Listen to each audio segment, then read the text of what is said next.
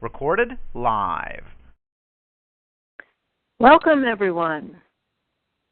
This is Barbara Sadler, author of the MayanCross.com website, and it is Monday, July 1 on the Gregorian calendar, and today on the Mayan calendar is one road, or in the Quiche language, it's the letter E, but it's pronounced eh. And we'll be using the Quiche language as well as English this morning, or this day, as we talk about and connect even more deeply to this day sign. And we'll also be exploring the Mayan cross associated with the road or day sign. And this is the 9th call out of a series of 20 calls that we'll be doing throughout the year until I think it's late November, when we will have completed all 20 day signs, all 20 Tricinas, or 13-day periods, for this Mayan calendar, sacred Mayan calendar cycle. And we begin each call by lighting our candles and invoking the energy of the day, and thus creating a sacred virtual fire among us. Each call is recorded, and Jeff Grant, who is with us today, has been making YouTubes with really beautiful visuals that go along with the context of the call. So you can listen again, and there will be many, many people listening later to this call as well via YouTube. It's also available in the TalkShoe archives. So that is something that you can all access at later dates or on your own time frame as well. So we'll be working through these day signs over the next several months yet. The day signs are known as Nawals, or the plural of that is Nawales. And we'll be talking about the numerals and the Mayan cross, and we're using a variety of formats. Today we have 2 people with us that both carry this road or energy. We have Jeff Grant, who many of you have heard already on this call. He's been helping us technically. He is a road. He is a 10 road. And we also have Dave Frey, who is a Canadian living up in British Columbia, who is an 11 A. So we'll be talking with them to find out more deeply what this energy is all about and how we can be working with it in our own context as we work with the Mayan calendar. So let's begin. Let's begin by checking in about the last Tricina, the one that we transitioned from last night, which was the Tricina of Kawak, or storm. And I would just like to ask a question of all of you, if there's anything you'd like to share about your observations now that it's kind of behind us, even though we're probably still a little bit in transition mode. What did you see or realize or experience during this last 13-day Tricina? If anybody would like to raise their hand on this or chat in, feel free. The lines are open. Everyone is unmuted. So let's just do a little reflection on that before we invoke the energy of this morning. Don't be shy. People that are often in the wings have the most to contribute. So feel free to bring in whatever you noticed about this last Tricina. Hey, Barbara, it's Dave. I've actually got a comment if I can open up the floor, and then if anybody else wants to jump in, they can feel free, like even interrupt me if they want.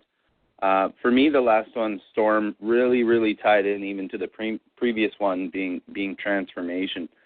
And I noticed in the transformation and resurrection one that that's exactly what happened for me, was that everything that needed to go was kind of being let go, and all kinds of new things were manifesting. And I found that as soon as we got into storm, normally for this energy for me, it can be rather chaotic and intense, can shift things around, so get very stormy. And with this one, it was more of a storm of internal passion, if you will, so that from the transformation and resurrection into the storm, I didn't feel ill-equipped. I didn't feel like I was getting rained on or anything was overwhelming. It was more of a flow of power coming from the transformation and resurrection. Nice. Nice to go from the flow then, from one Tracina to another, as well as one day to another. Well, and then it feels good to be on the path starting today. Yeah. Yeah, home base. Yeah. For you. Nice. Anyone else?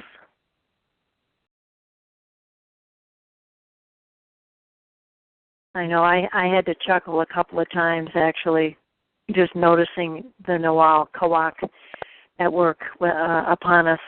I live in Chicago, and it was summer solstice, and the big strawberry moon, what was that, last weekend? Not this weekend, but the one before.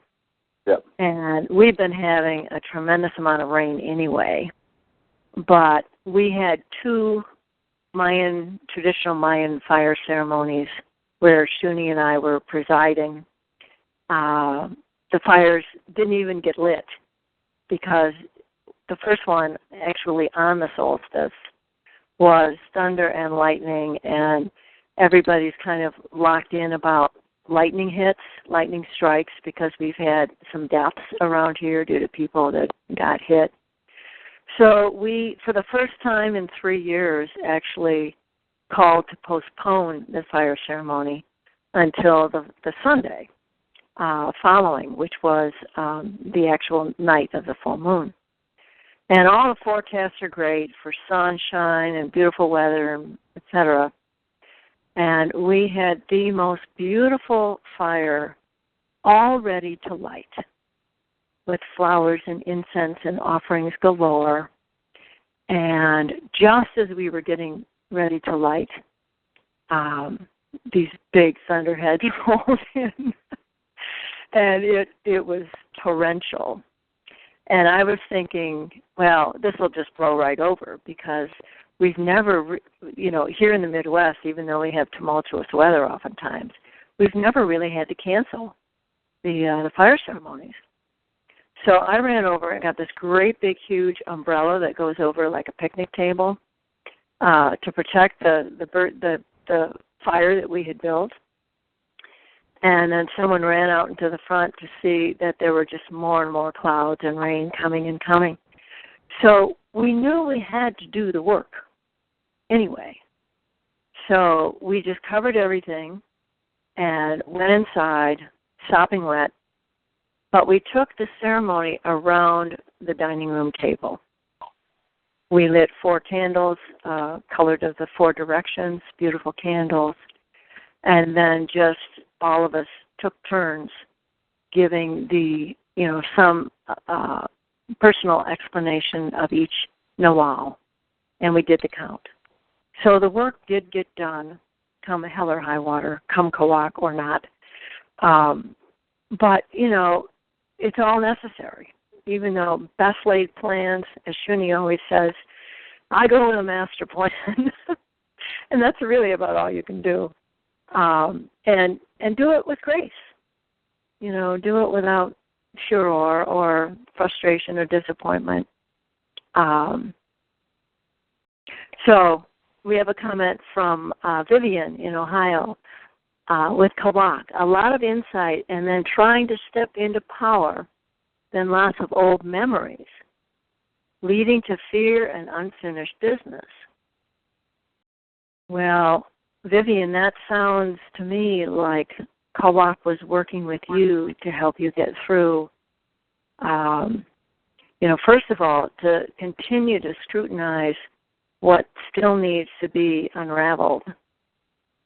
And I'm happy that you have the awareness to even make the statement, because as you know, there are so many people that, you know, are so stuck in fear they couldn't even begin to understand what to do with it. So I honor you for sharing that. Wonder if there's anything else you'd like to add. And realize that that's what's going on for a whole lot of us, and that's why we gather in a community like this. Do we have to go into that old place is the question. And my answer is yes. But every time we go into that old place, we go into it with more awareness. So it's different every time we go there. And we're better able to process whatever experiences, emotions are associated with that place. But if we go into it with love, with heart, with compassion, and we ask that place what it needs from us in order to heal, and really be open to listening to that place, that, for me anyway, has been the key to releasing whatever is there and bringing it into the light. So it's not that, you know, rabbit hole anymore. I do hope that helps. If anybody else would like to offer insight, because we know what you're talking about. We know that place too. We know those places, I should say. But there lies the gift. We just have to find it and open to it. Oh, and she writes back, oh, that's good. I want to give you a big hug right now. Everybody, give Vivian a nice hug.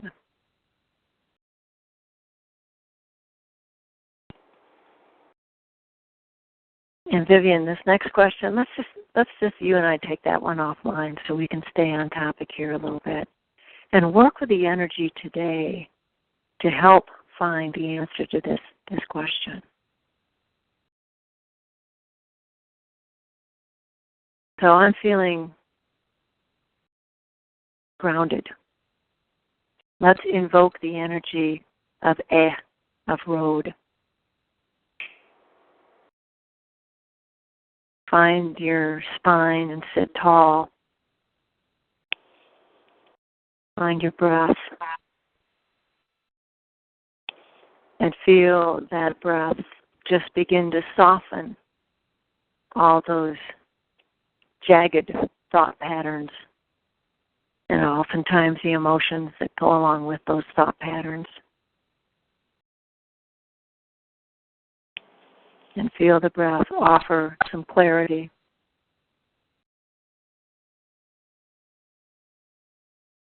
With a lit candle, with the community that we have here and now. Gracias, Ahau, for the Nawal the heart of the heavens, the heart of the earth, the heart of the winds, the heart of the water,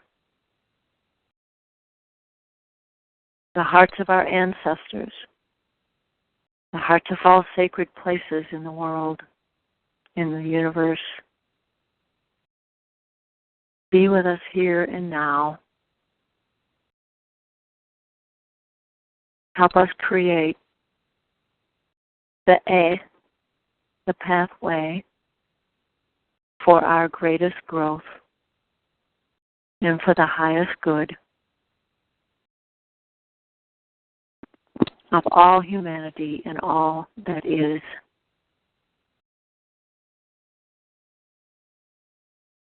Thank you,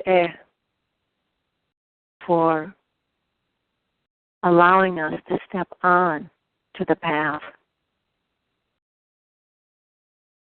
honoring those paths that are sacred, that are secret, personal, within us,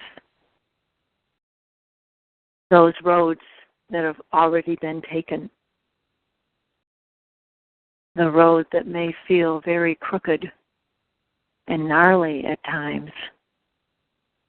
We ask to show us the way, to illumine the path, to make the path what the Maya call the Sakbe, the sacred path, the white road, the road that is white so that it can be illumined and seen very well at night for night-bound travel as well as during the day.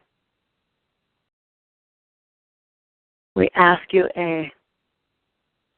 that our feet and our shoes take us safely back home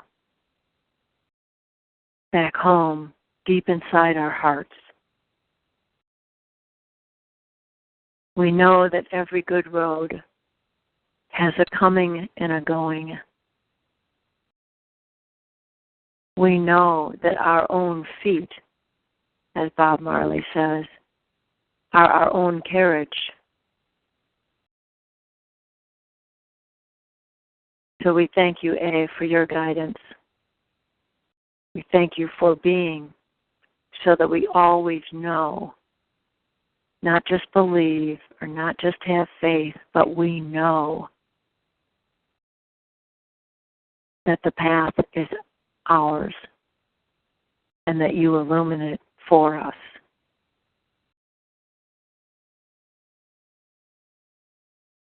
Take a moment to feel that in your heart.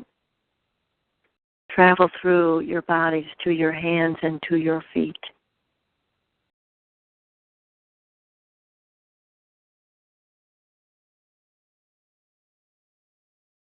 And see this Nawal. The glyph up in the upper right-hand corner has like a few little stepping stones.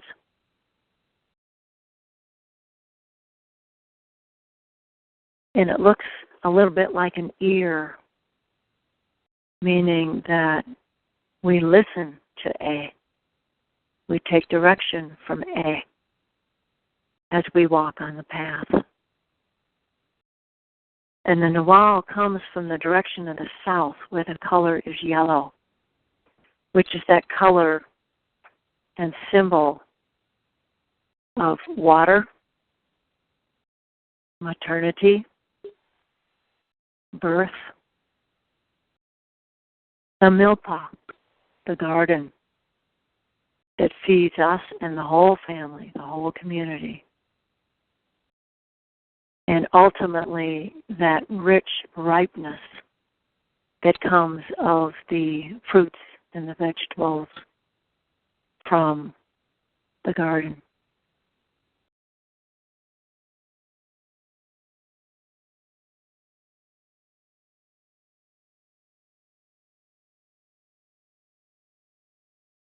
Wow. Thank you all. Thank you all for your reverence. Thank you all for your abilities and willingness to come together like this and to feel the richness that these Nawales and this system has to offer us. And I'm so thrilled, so honored to have Dave and Jeff with us today, the two roadies that stepped forward and wanted to share their experience of what it means to be a road. I've heard a little bit of both of their stories, and they're fascinating enough for me to just say, I surrender to you guys to offer up anything biographically, anything you choose about your experiences as roadies. And, I guess to start, tell us a little bit about your journey and how you work with the calendar and what kind of meaning it has for you to work with a calendar, and then, ultimately what it means to you to be a road person. So whoever likes to go first, if you want to chat back and forth, however you'd like to go, please do. Well, thank you, Barbara. It's Dave here, and I just want to say it's an honor to be here as well. Thank you very much for inviting myself and Jeff. I'm sure you feel the same way. Thanks for inviting us to be part of this. It is an honor. For myself, my I guess experience with the calendar started in late 2009, and it started through just some reading that I was doing that caught my attention. I was reading one of Calaman's books, and at the same time also reading one of Jose Arguelles' books, and just did some comparing of the two calendar systems because they were slightly different and needed to know more information. So I contacted them both directly and said, hey, what's going on, guys? Got a beautiful response back from Carl Calaman the next morning, actually, and that kind of furthered my development and growth and led me in some new directions. And then he had put me in touch with Joseph Giovi. I don't know if anybody on the call is familiar with who he is, but he does Sacred Journeys down in Guatemala, works very closely with the Mayan elders. And so then I kind of got in touch with him and the community, and have been, had my life changed, for lack of a better way of putting it, in a very short amount of time by just synchronizing my life with these energies and checking in every morning and just seeing what the day is all about. And it kind of gives you a little bit of a heads up, too, as to what's ahead. Like, oh, it's going to be a challenging day. Oh, it's going to be a great day. Oh, I can, expect things to go either way today. It'll definitely give you some insight, I find, into what's around the corner and what's right in front of you. Mhm. Yeah, and very similar. Once you go to Guatemala to be with the elders, you actually live the calendar. I mean, it's much easier to do it there, at least to be initiated there, than it is here, though it's not impossible to do it here. But the main thing is being in touch with it every day, don't you think? Yeah, I do. Mhm. I definitely would agree with that. I was say that that's actually kind of one of the best values I get out of it, is that in my whole life I've been inclined towards some kind of path, higher truth, looking for it. So you seek out systems, whether it's, your basic horoscope or something like that. I've always been into that and wanting to get into exploring those types of ideas, and I think it's a great system with a ton of truth to it, because you see it everywhere in your daily life if you start paying attention to it. It's, just having the calendrical system, having the days mapped out, starting to be aware of different energies and different ways that people experience those energies. When you make them your own in your own life, that's when the magic starts. That's when you really do start to see the enchantment to it all, and that's what serves as the anchor to that richer experience. Whereas opposed to so many things, for example, in the Western world, get you to project out of the now and plan for some contingency or something else down the road, rather than just being in the moment and being better in the moment. Well said.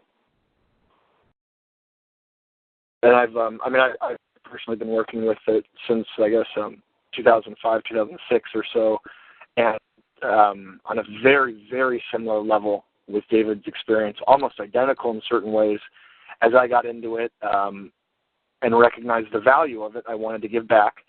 And the approach, I right away thought, wow, contact them and give what you got. You're into your technical career and all that, and so you could provide help in these ways. And David actually did the exact same thing. We were talking about this in our introduction, and it's just remarkable. And it kind of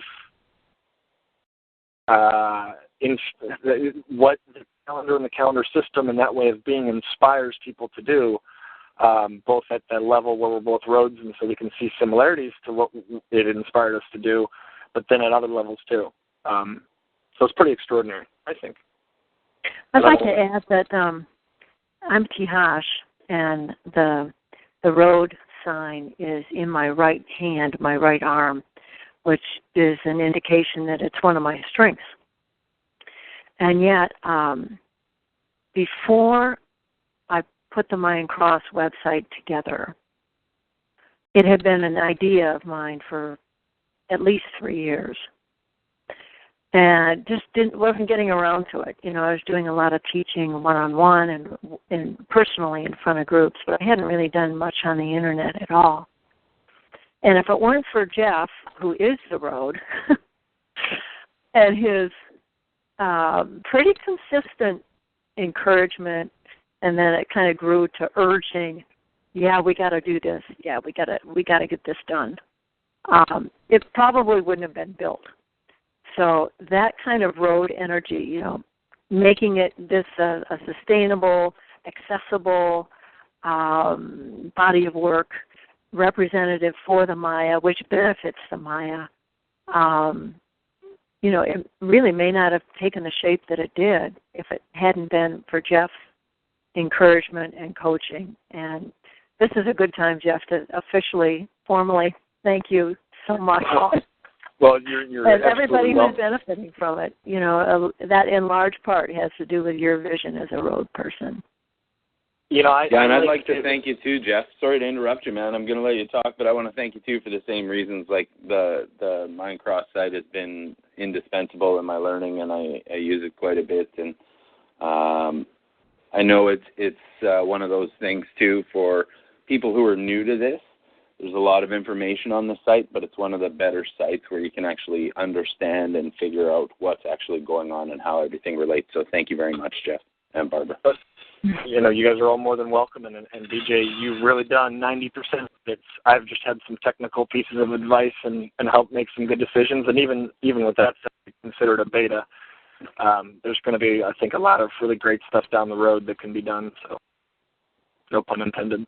Oh, you know, a lot of it had to do with, you know, in these moments of frustration and, you know, uncertainty and the things that you go through whenever you're birthing a big project like this, which took months and months and hours. But you were always there as the one to, you know, make sure I got through it. Emotionally and, you know, technically and everything else. So, So let's talk a little bit. David and Jeff did not know each other until a few days ago. Can you guys describe what happened when you connected as two road people? You want to take that, Dave? Sure, yeah, I'll jump on that one. It was really, really interesting because we got together to do an introduction. And the first kind of synchronicity that Jeff and I noticed was actually our birth times in hospitals. I believe you were born at 1:17 a.m., Jeff, and I was born at 1:17 p.m. Yeah. So right off the bat, when we were talking, we had this kind of instant bizarre connection that we both were like, okay, cool, that's awesome.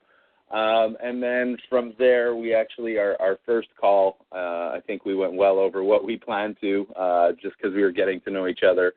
And then Jeff and I even took it offline for another hour and a half, 2 hours, getting to know each other. And we really clicked. We have, like Jeff said earlier, a lot of similar stories and a lot of similar experiences, while completely, you know, being individuals in our own right and having completely different functional skill sets.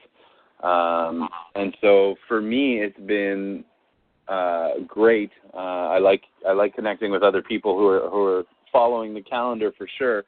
But it's especially nice when you click with someone that you've never met before and you feel like you're old friends. Like Jeff and I have definitely been around the block before a time or two.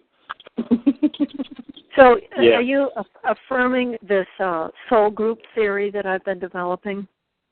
because you're both roads, you're in the same soul group, and there is a special resonance that, given enough time and getting to know each other on as many different levels, you would realize that you've been in each other's lives in the past or potentially in the future.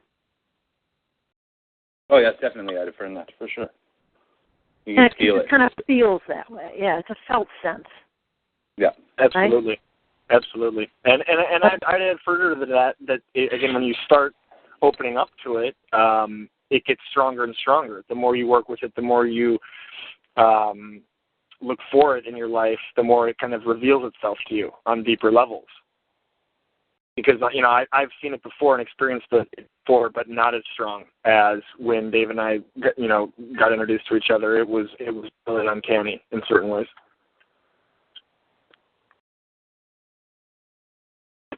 So what does a road mean to you, Jeff? I mean, how do you relate to if you wouldn't mind sharing that?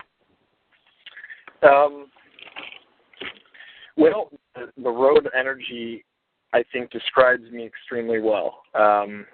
And being a person on the spiritual path, it is interesting because you can feel very alone because your path is so crooked. And it's the resonance with other people that takes that feeling away or reduces it. And It's being able to kind of put the pieces together and refine them over time to figure out how, whether it's a relationship or whatever else, or whatever type of relationship it is, how that's supposed to be or what it's supposed to be.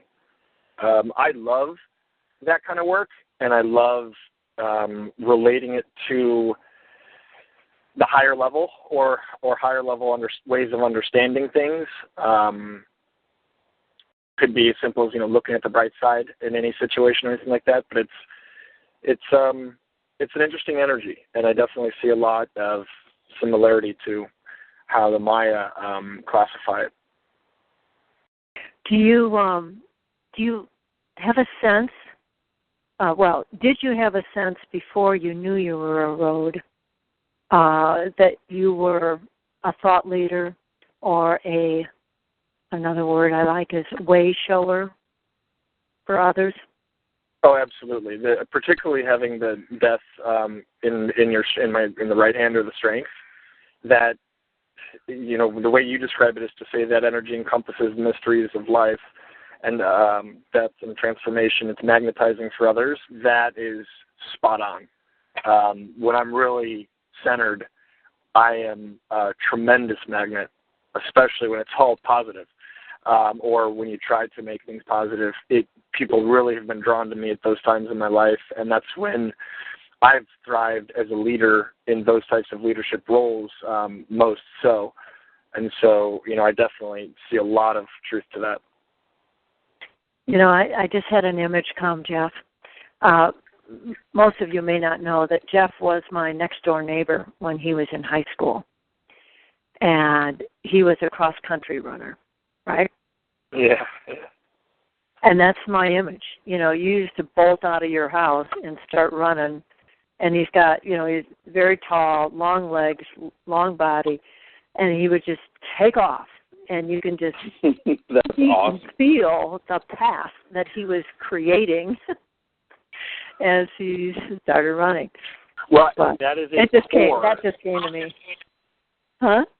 That's a core aspect, I would say, to my life. The distance running, my sense of discipline and work ethic was really developed from that, coming from my father and wanting to make him proud or whatever, and getting into running and distance running. It's got to be a little crazy to run 6 to 10 miles a day every day with little to no off season, and but that kind of intensity and passion is, I think, what develops into a rich life, if lived well. So, I definitely, those are fun memories. Well, and it seemed that you did so with such little effort. It was just like, this is what you do. I mean, this is me. Yeah. This, created the path. Yeah. But that comes down to energy too, though. I mean, it was my parents and teachers, and everybody knew I had an abnormal amount of energy compared to a lot of people my age, and it was just on the wall at times, and so it was real good to go out and run and get out in the outdoors. And there was a lot of internal development that happened in those miles and hours and years that went by. Because even when you're listening to background music, you're still doing a lot of thinking. And when you are actually running for a full hour every day, there's just a lot that goes on in terms of internal processing and development. Mm-hmm. You still run? Yeah, I'm about 6 blocks from Gold's Gym on the water in Redundant Beach, and so I jog down to it as a warm-up and warm-down. So it's a light jogging, not much, but, I ran a lot when I was young. Yeah, right. Cool. So that's just a beautiful image. How about you, Dave? I mean, how do you relate to being a road? How does that manifest in your life? Jeff described it beautifully. I find that for myself, it was the same thing. There was always a magnetism. I found people were really drawn to me, whether I was positive or negative. Like when I didn't really understand my sign yet, really all I noticed was that, I always had a lot of friends and people who wanted to be around me, and whether I was interested or not, they were there. And later in life, I kind of learned what that was, and that I wanted to surround myself with not just people who wanted to be there, but people who actually mattered to me and would symbiotically assist my growth while I assisted theirs. I find those are the best relationships for me, people who want to learn and people who want to grow.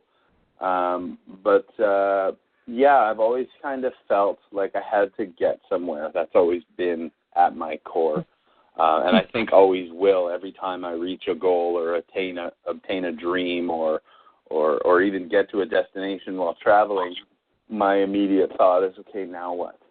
What's the next journey? And, sometimes, I've taken some incredible journeys in my life from start to finish, like years and years. And sometimes it amazes me that a journey will stop and you'll be like, yeah, what's next? Like you don't even bother to stop and be like, I'm just going to chillax here in this nice field and calm down.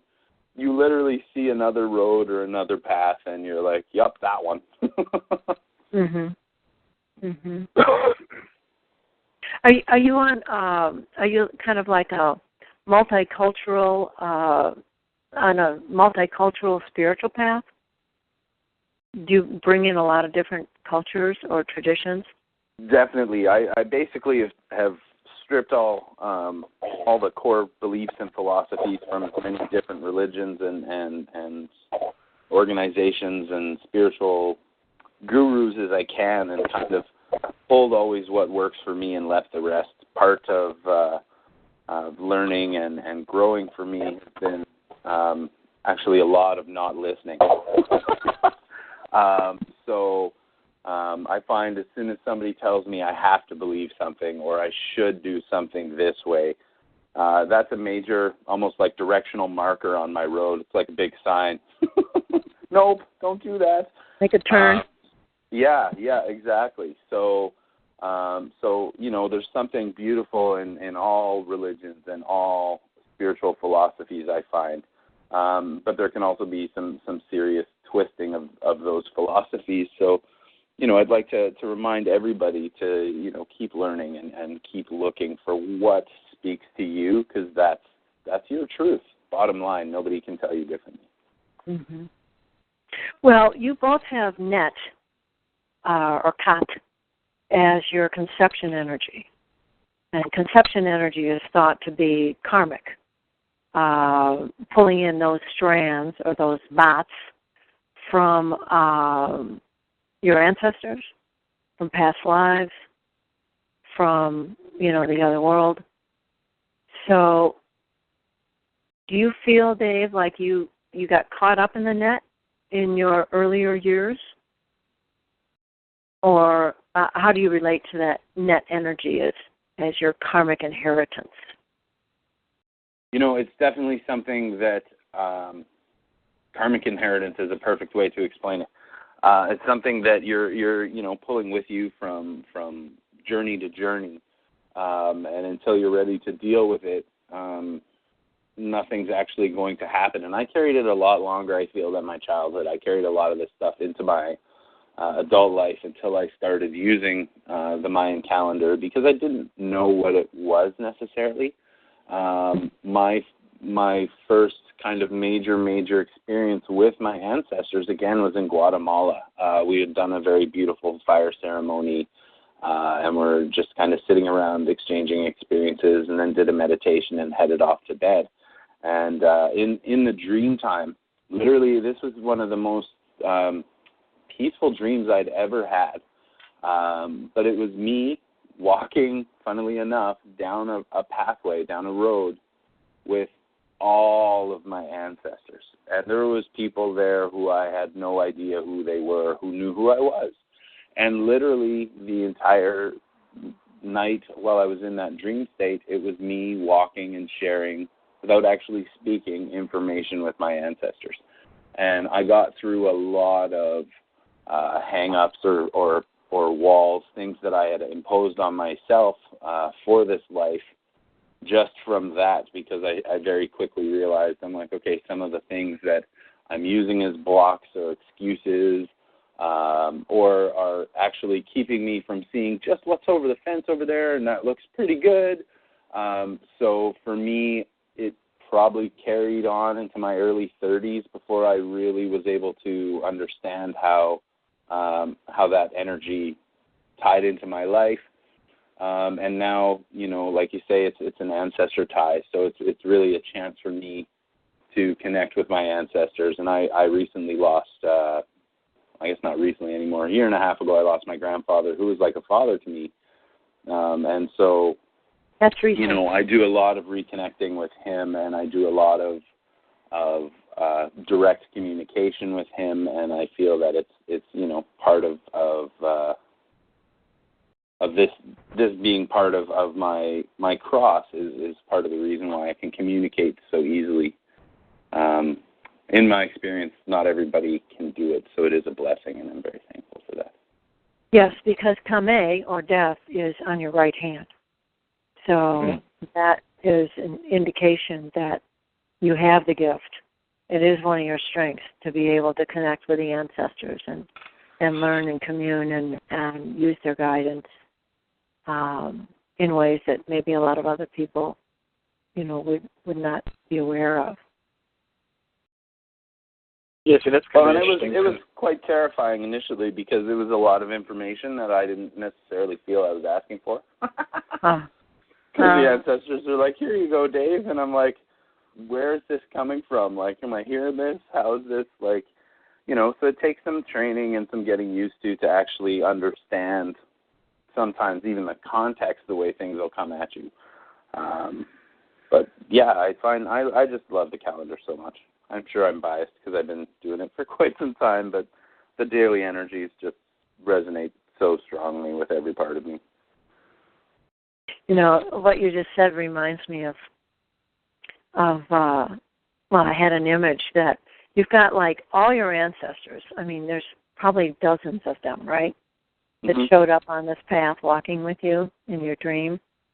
And there's like this whole big cheering section out there that's waiting for you to notice them, waiting for you to pay attention and start communicating with them.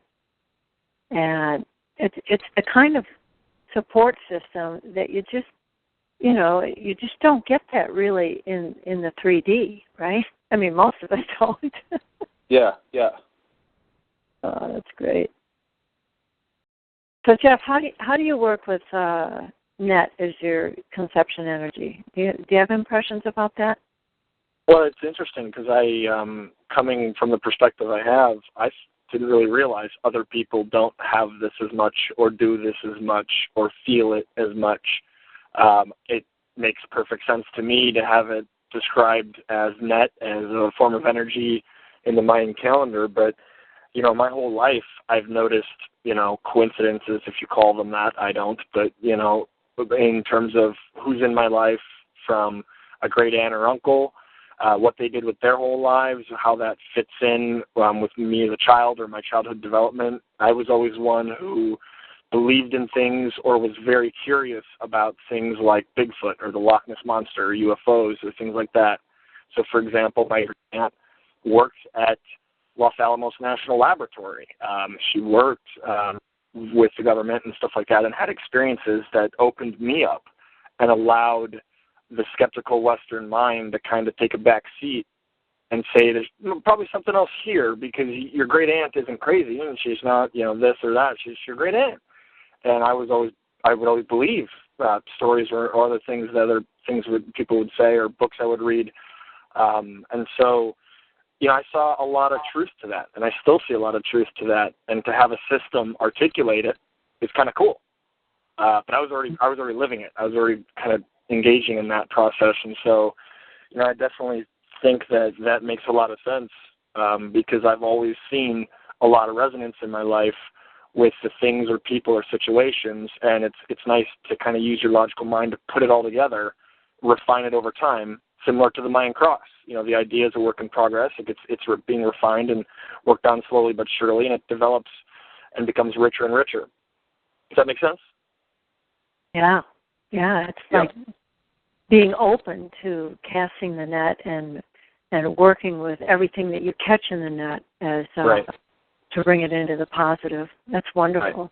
There's no byproduct. Is your great aunt still alive? Yes, she is. She still lives in Roswell, right around Roswell, New Mexico. She used to be the curator for the UFO museum there, but is not anymore.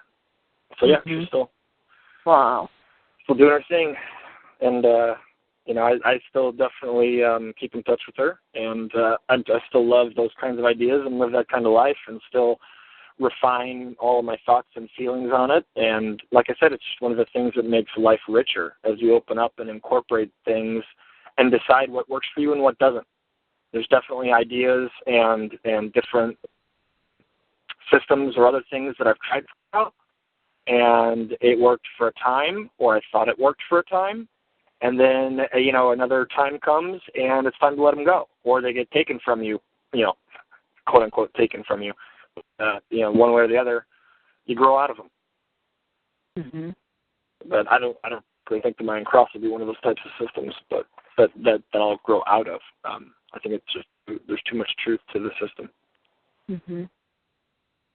So what do you do with Tihash on your left side? Tihash, the flint, the knife. I call you a lot. That's one of the awesome. Is that. Honestly, man, I'm not even kidding. That's one of the things that's developed over the years, and seeing it is just remarkable, is the inverted almost opposite, and how that can be an awesome friendship in your life, because it's the value of a sounding board. So you just go, here's what I'm feeling, here's what I'm experiencing, that's what they've got, and whether you're passing books back and forth or ideas or anything else, it's a great way to grow.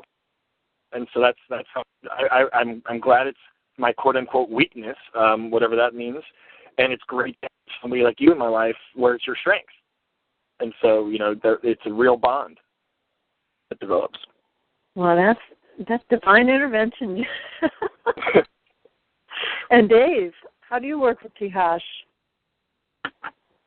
I'm married to Tihash, so I work as diligently and as light stepped as possible. No, I'm kidding. I feel very similar to Jeff. I did marry a Flint, and she's basically mirror image is a good way to put it. She's all my missing pieces, and she kind of feels the same way, and we sound ideas and different philosophies off each other all the time. I'm actually learning about an entirely new system right now that she's found. It's called Enneagrams. So there's always, like Jeff says, something to kind of talk about or just have a good exchange of energy. And I mean, my wife and I find that we sit down, I don't know, I'd say at least an hour a day, if not more, sometimes 5 or 6 hours a day, just to kind of talk about what's happened and what's going on, and not the typical how was your day stuff, but like literally, I ran into this block today, and this is really bugging me, and I can't get past it. What do you think? And we do quite a lot of that back and forth, and I think it keeps us both really grounded. But we did not know our signs either when we came together, so we understood that we were each other's missing pieces, but we didn't understand from a Mayan energy perspective how well we were actually mirrored. So we started looking into it. Mhm. Well, we should tell the audience here, if they don't already know, that the Mayan cross for road and the Mayan cross for flint, there's 5 signs in the cross, and all but one of them is the same. They're in different locations, and, but they're all the same. The flint has a white vertical line and a gold horizontal, whereas the road has a gold vertical and a left and a horizontal that's white. So both of these signs are coming from the north. The flint comes from the north, and the road comes from the south. And so the color combinations are very much compatible. And then, to have that many, 4 out of 5 of the same energies is really significant. And when Dave said, the missing pieces, well, you are the same pieces, they're just in a different arrangement. So it's a really beautiful way to have things balanced out and to have all the bases covered, or at least most of the bases covered. Someone asked here, Vivian asked Dave, the title of the book that you mentioned, you're talking about the Enneagram. Is there a book that you use that works with it, or is there some other way to get to the Enneagram information?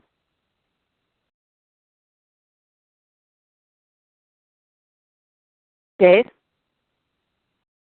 There's actually, sorry about that, Barbara, I had my phone on mute. There's actually a website for that, and I don't have it at my fingertips, but I'll definitely get it up and into the chat room before the end of the call here. Okay. And there's books too, but I started with the website. It basically does a quick kind of walkthrough, and you do a little multiple choice questionnaire, and it kind of gives you some reading to do from there. So. Yeah, it's a pretty popular tool for self-reflection, self-realization, and you usually work in partnership with somebody else to extrapolate it, right? Is it used a lot for couples processing?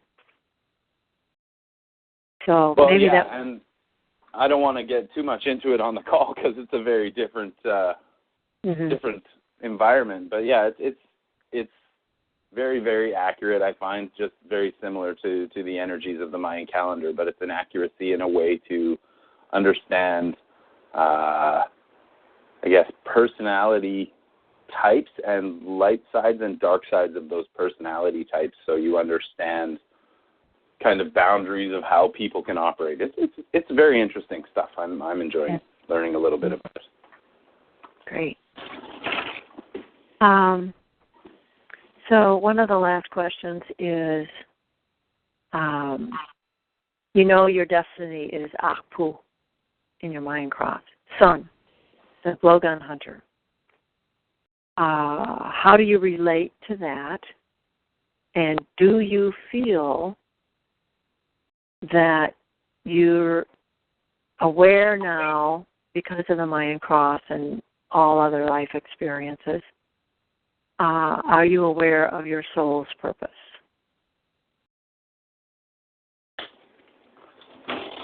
Anyone? Well, yeah, I definitely.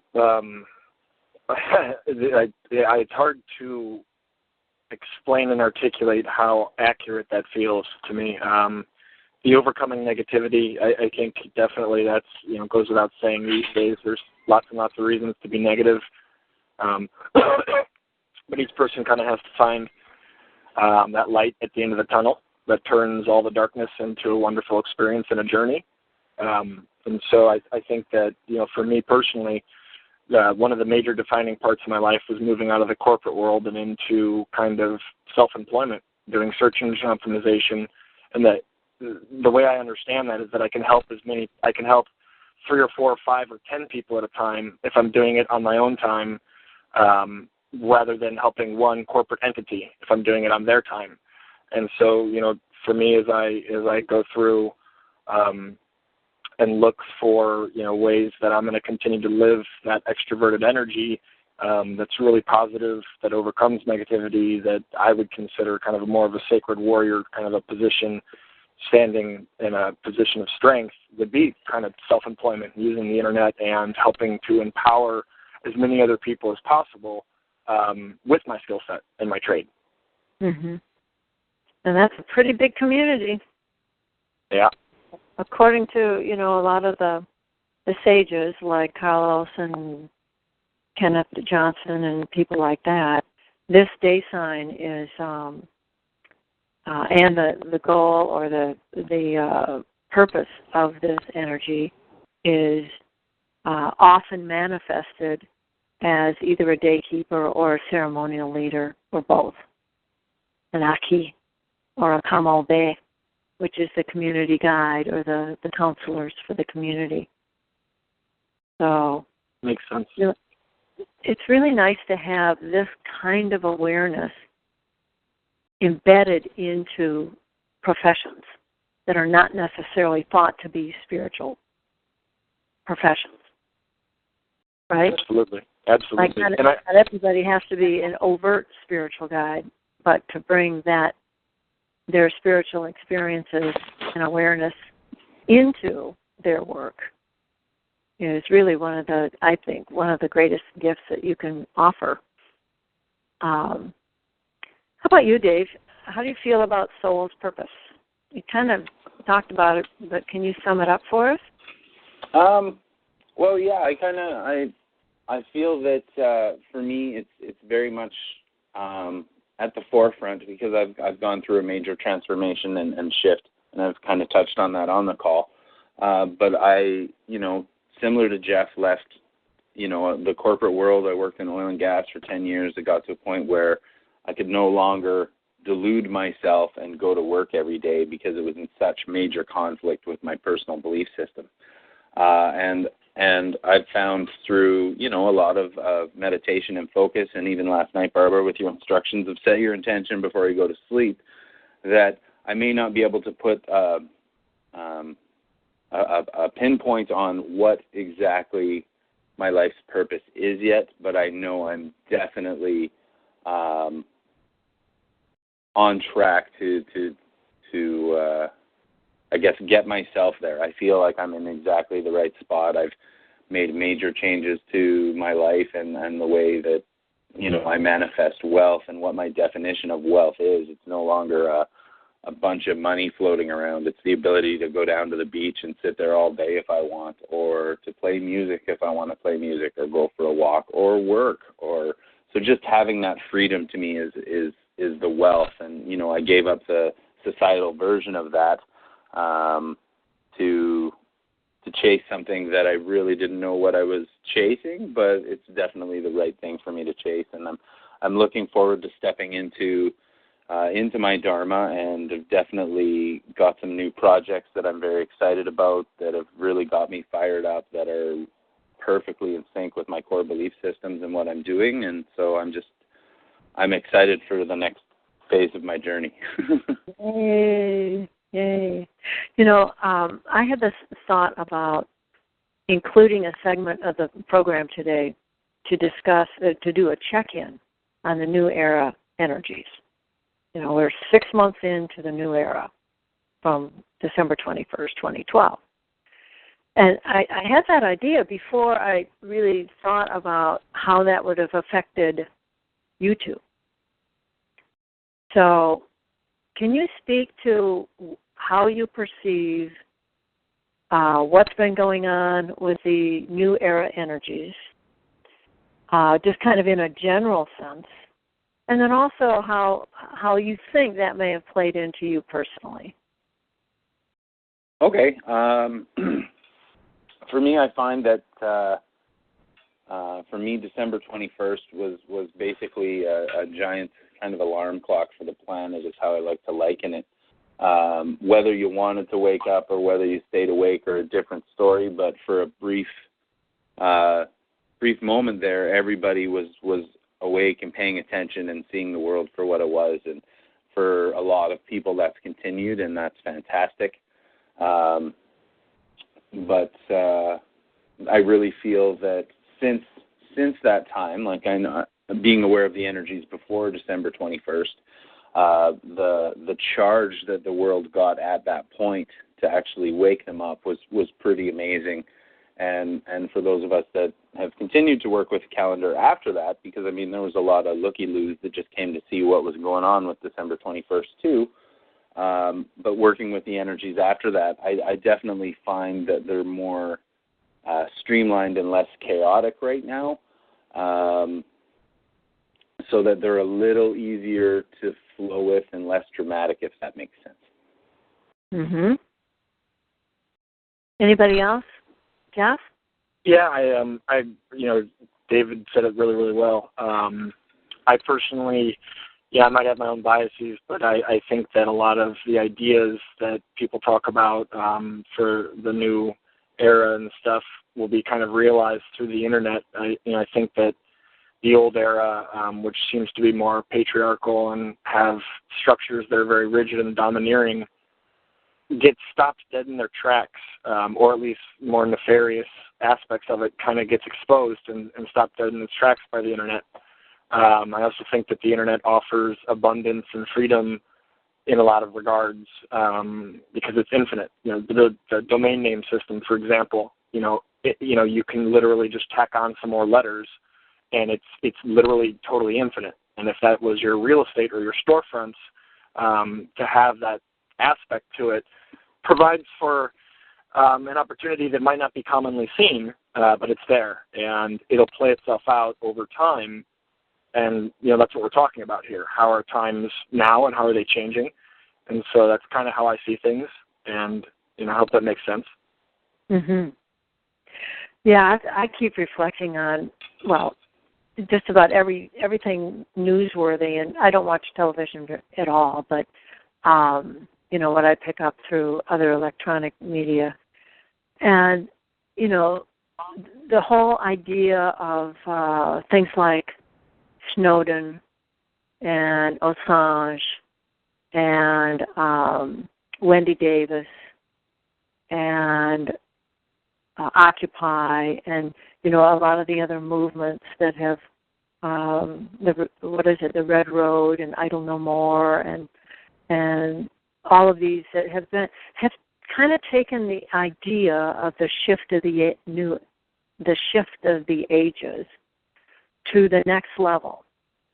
And there's a sense that I get from it that is that people feel more secure telling it like it is. Ripping off the veil and saying, this is what's really going on. This is truth. And they feel more secure, and they have more backing. And there's this overlying sense, I think, as of perhaps December 21st or thereabouts, that all levels of consciousness, even people that aren't on a spiritual path or that are on a very religious, fundamental path or whatever path, at some cellular level or greater, they know that we're all connected. So this whole idea of oneness consciousness has taken seed, and it's germinating. And that's why, some of these newsworthy events that have happened, the Girl Rising promotion that happened, I think it was in February or March, after the news of the rapes of the women in India, and the women all over the world did the Girl Rising dance, sent in YouTubes, did live streams from everywhere, villages, malls. I don't even remember how many thousands of groups of women, young women, did this thing all to promote the solidarity of women's rights in the world. So I'm feeling, like you guys were saying, really, really positive about the notion that, this has taken seed, and we're seeing a lot of effects of that. Some of them, aren't that positive. Some of them can be construed as pretty negative, but it's up to us as the way showers and the people that want to walk in the light to keep that light shining on even those darkest parts. That's our spiritual responsibility. And That's beautifully put, Barbara. Yeah, very well said. anybody else on the call or in the chat that wants to weigh in on this idea, this what's happened or what is happening since December 21st? Yeah, I'd love to hear from somebody on the call. That would be fantastic. Here, guest 10 says, I believe that people are being honest with themselves more since the shift. And I would applaud that. I feel, and some of that may not be that pretty, right? I mean, we're looking at our ugliest parts. Usually but not. part of it nonetheless, and we're going to make them beautiful just by looking at them. Starts that process. How about this? Let's see. I Am Awesome is on the line. Vivian, I don't know who Southeast Indiana is, but anybody else want to? Can you hear me? This is Randall Ball. Randall, welcome. We can hear you. Randall. What's that? Hi, Randall. Hey, Randall. We can hear you. Hey, Mary Meyer texted me and about this call, so this is the first time. This is great. Oh, welcome. How'd you like Welcome. it? I've loved it. I've been on, Mary, for 20 minutes maybe? I don't know, something like that. I just wanted to say that what I'm hearing is resonating with me very powerfully as taking our spiritual practice, so to speak, our orientation in that domain into the real world and frankly into politics is what to me is really important. I'd love to hear you when you mentioned Snowden. I think I'm so inspired by him. What a hero. And I've been frustrated over the years because of the lack of that, and now I'm seeing people waking up to the importance of applying the big hour of what I'm talking about, the energy on this phone call, into the concrete world of how we manage ourselves, which is government. Mm-hmm. And that even though the function, the way government is operating right now is way less than to be desired, the design, as opposed to the implementation, the design of our system is inspired and remarkable. And we need to use it. So anyway, that's what I had to say. That's what I'm kind of feeling in the call. Those are, I think those are all. That was very well said, Randall. And I think that actually, if you look at the last 100 years or so, our system has some of the more negative aspects have come up because I think of a lack of communication and a lack of diversity of ideas and a lack of that flow, and the internet has broken those doors down and smashed it wide open and allowed for cheap or free publishing for anybody, and so all the ideas are allowed to flow, and now really those Edward Snowdens and other truth tellers can start to stand up and stretch their legs and really become empowered and then thus empower others. And it just basically starts to cascade, I think, from one or two people breaking out of it. If you get a chance, look at the footage that, or the YouTube that the HuffPost put together on the filibuster that Wendy Davis did down in the Texas.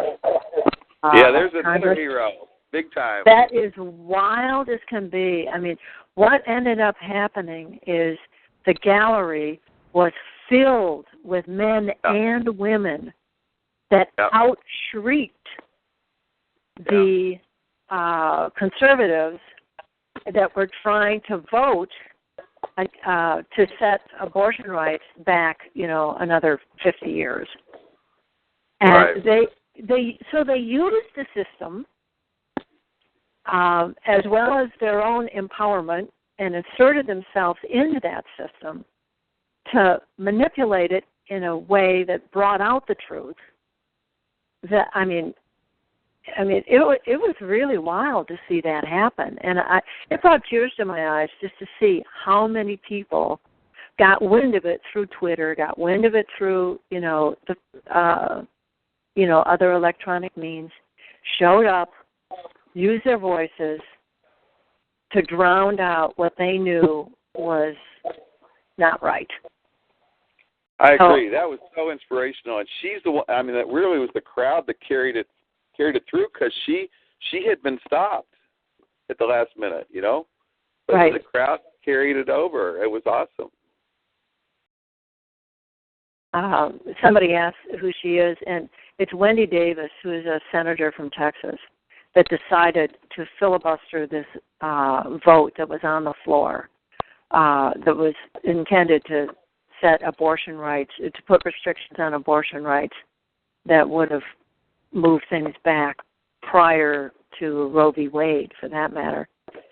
And this to me exemplifies one of those most important aspects, I think, of the New Era energies that all the elders talk about a lot, and that is that we're in this age of the divine feminine, where femininity, the softer, more nourishing, more honest and truthful energies are eventually going to probably not overpower, but blend into balance with the positive aspects of masculinity.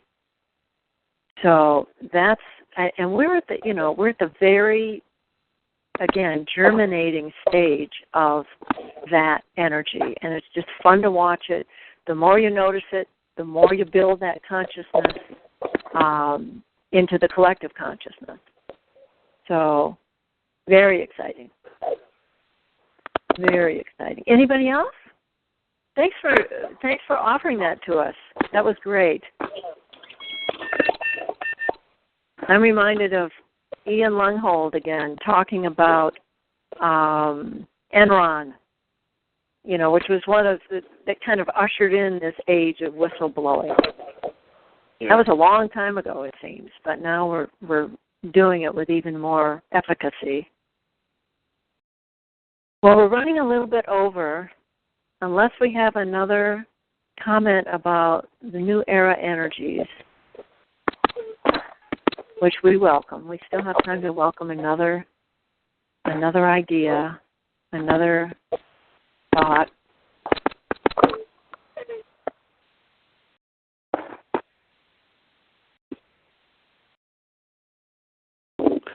Can I speak? Yes. Who is this? This is Randall again. Okay, Randy.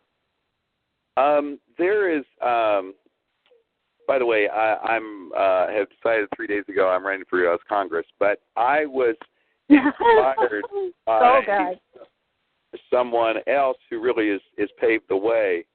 And the website will give everybody information. It's www.world5.org.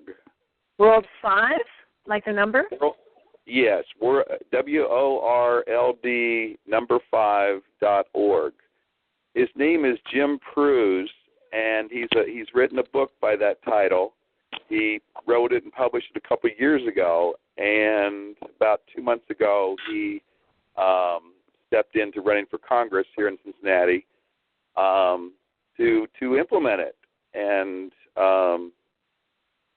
so the book has become his platform.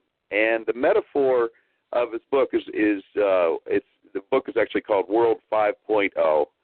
He's used the metaphor of computer language, operating systems 01, 02, 03, 04, and right. That using the new age or the Aquarian age or this new energy or whatever in computer language, he's calling it World 5.0. And that we're currently in World 4.0, and it's time to reboot and reprogram. New operating system. New infrastructure. Do you know that one, Jeff? Yeah, I definitely, that resonates a lot with me. It brought up, it made me think in an ancient context of either the Hopi or another prophecy about the fifth world or the potential for a fifth world. And I think there's debate in that idea of, are we in the fourth or are we in the fifth? Or no one really knows, but maybe this guy's got his own take on it. And maybe that's where he's coming when he calls it World 5.0. Well, Eagle offers that we're talking about the fifth sun here. Do you think that's where the 5.0 came from? That's what I was thinking, was that exactly. 5.0 was the fifth sun from the Mayan perspective. Mm-hmm. Yep. But yeah, that would resonate with a lot the Maya of people. And many other indigenous, right? Yeah. Right. Well, the core point to me is he's put it into language that a whole other world can hear using computer language. Mm-hmm. By instead of saying the fifth sun or using the Hopi language, he's using American current language. Speak. Yeah. Well, not just American either, but techies all over the world can relate to that. Right. Exactly, and that's why it's called World 5.0. Yeah, new common language. Everybody can understand, or a lot of people. Well, it's only when you have a shared format, like a common language, that you can really accelerate in any type of progress, because your communication is then structured and standardized. And so, in my literal work in search engine optimization, that becomes really huge. Which platform and standards you choose has a huge impact on even the ability to do certain things in the future. Or not be able to do them. Yeah, it's a whole lot easier to mobilize if you're all speaking the same language. Reflect on the Maya in Guatemala, where they have 27 different languages, and then they have Spanish, and a lot of them don't speak Spanish. It's been one of the biggest challenges they face is how can you mobilize politically, or how can you mobilize around ideas that you have difficulty communicating to people that really are your brothers and sisters. Yeah. Right. Well, thanks for sharing that. That is really wonderful. We'll have to check in on that and see how that adds to the discussion. Well, let's take a moment. Let's go back into center, and let's do the count. We'll count from 1 to 13. And before we do that, take a moment in your center to set intentions for this next 13-day cycle.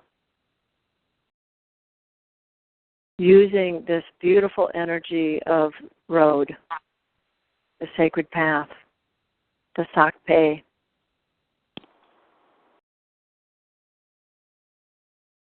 so that we're illumined and guided.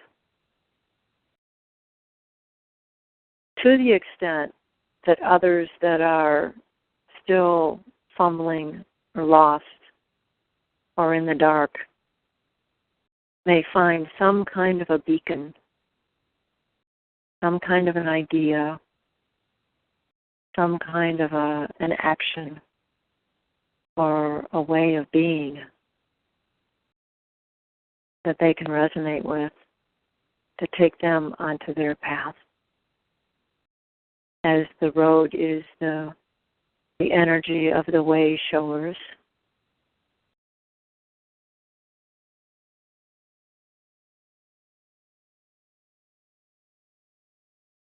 And any other aspects of the road that we talked about today, take a second to check in with your ancestors, check into your heart, and see what you want to manifest with this energy. For over the 13 days. And incorporating the energies of the previous Tricinas in the previous days. And feel now the energy of all 260 aspects of the Mayan sacred calendar, the sacred Cholki. and feel how much bigger you become. Feel your energy field get brighter. And we'll use English this morning to make the count. So all we do to amplify this and speak clearly and loudly to the Nawal of road, or is just simply count. I'll start. Jeff and Dave, you probably know this one. And everybody else can chime in. The louder you are, the more enthused and emphatic you are, the more likely it is that road will sit up and take notice. So, 1 road. 1 road. 1 road. 2 road. 1 road. 2 road. 3 road. 3 road. 3 road. 4 road. All together. 4 road. 5 road. 5 6 road. road. 6 7 road. 7 road. 7 road. 8 road. 8 road. 8 road. 9 road. 9 road. 9 road. 10 road. 10 11 road. 12 11 road. 13 12 road. 13 road. 13 road. And now feel how big you may be.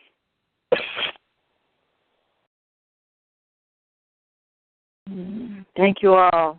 Thank you all for your attention and your warmth and for being on this path with us. Just a couple of quick announcements. We have another call. The next telewebcast is on July 14th, and it's for the Nawal Serpent Con. And I am looking for serpents who want to participate. So if you or anybody you know is a serpent that would like to share what their experience of that energy is, the only ones I know of are like George Bush and Angelina Jolie and Clint Eastwood, but I don't think I'm going to be able to get them on the call, nor do I have the time and energy to try to get them on the call. But if you know of anybody, or if you yourself would like to do this, spread the word, and we'll have some serpents join us.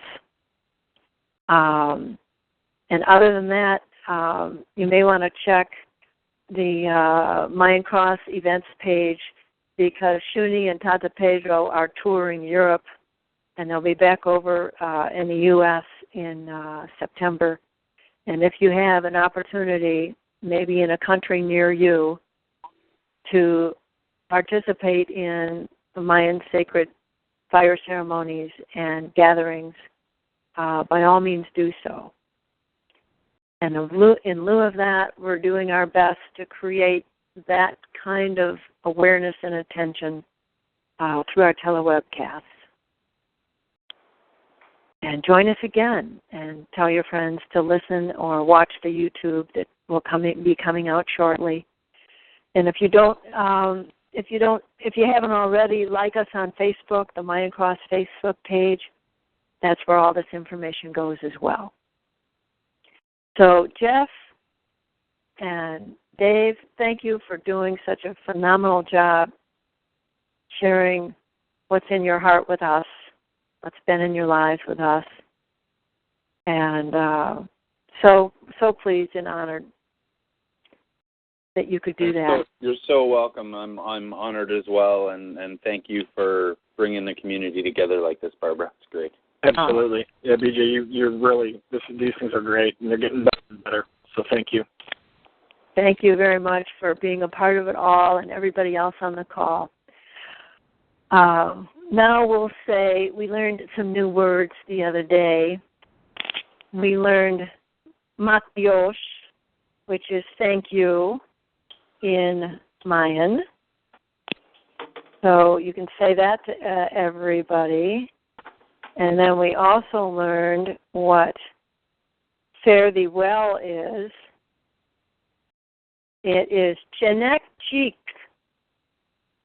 Chenek Cheek is till we meet again.